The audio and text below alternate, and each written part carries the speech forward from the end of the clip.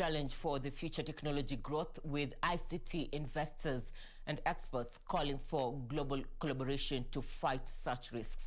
Huawei Technologies Vice-President for Cybersecurity and Privacy Global Affairs, Milka Lauhde, says the world has experienced new cybercrime threats and challenges as a result of the COVID-19 pandemic that require a collaborative approach to address.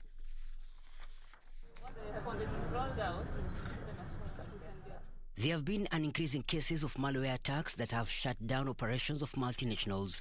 This is after most institutions shifted their operations online to adhere to social distancing recommendations to contain the spread of coronavirus. A 3-day Information Systems Audit and Control Association annual conference being held in Mombasa had that cybercrime cases have increased, targeting individuals, institutions and governments. Huawei, which has faced opposition from some countries in the rollout of the 5G technology, now says trust is the biggest challenge for future technology growth. Huawei Global Vice-President for Cybersecurity and Privacy, Milka Lauhde, said companies use global standards and evidence-based certifications which are not independently audited to retain trust in technology and foster a global ecosystem with an open market for hardware and software providers. Digital transformation and how we can all integrate data and information, not just in the public sector but also in the private sector, to ensure that when this data is analyzed, we can get information for proper decision making.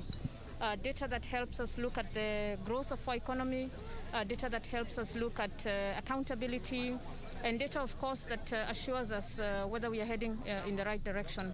Auditor General Nancy Gathungu said they have to adapt to COVID-19 by learning from experiences in West Africa during the Ebola pandemic and developing guidelines which supreme audit institutions are now using globally. This annual conference, it's all about looking at how we can enable, businesses and digital age, especially post the pandemic and even as the pandemic is going on. And so the conference is a 3-day event where we're looking at how can organizations reposition themselves and what are some of the digital insights they also need to learn so that they can better reinvent the future and enable digital transformation in their respective businesses. Because what we've seen is that COVID-19 has really changed what has been defined as a new norm, and looking at how the changes have become. People are now working remotely, a lot of businesses have been disrupted, and they really need to rethink their models and embed digital technologies so as to be more relevant and more resilient. The Communications Authority of Kenya is reviewing some of the trends in cybersecurity to address increasing cases of online fraud,